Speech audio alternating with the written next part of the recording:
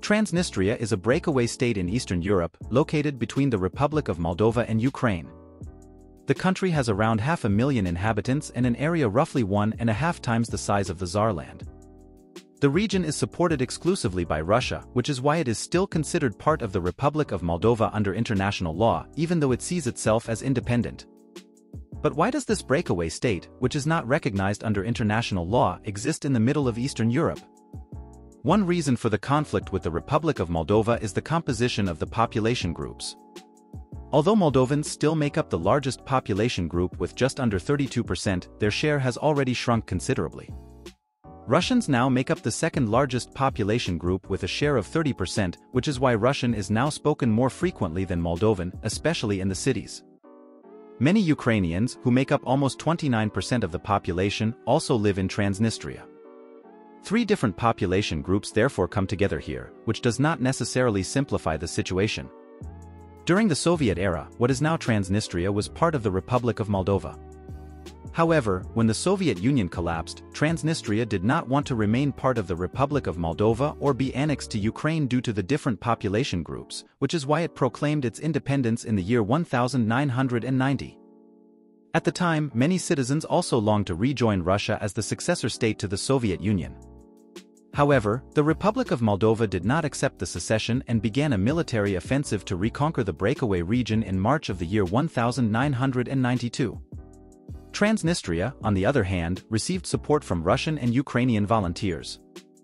The war, in which 585 people were killed in fighting, was relatively short and ended in July of the year 1992 with a ceasefire signed by both sides. Transnistria achieved de facto independence, which meant that the Republic of Moldova could no longer exercise its sovereignty over the territory.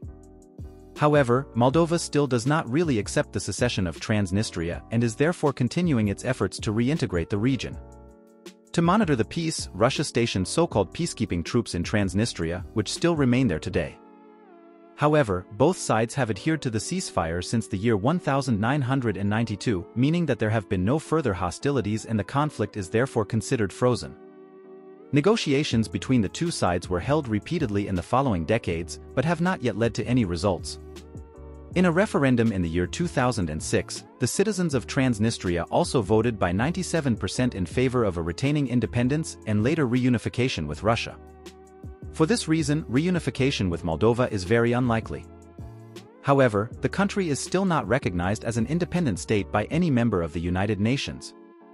The only countries that recognize Transnistria as an independent nation are the other breakaway territories of Abkhazia, Nagorno-Karabakh and South Ossetia, which are themselves disputed territories and are not recognized as independent by most countries. Nevertheless, the country has its own constitution, government, military, currency and also issues its own passports.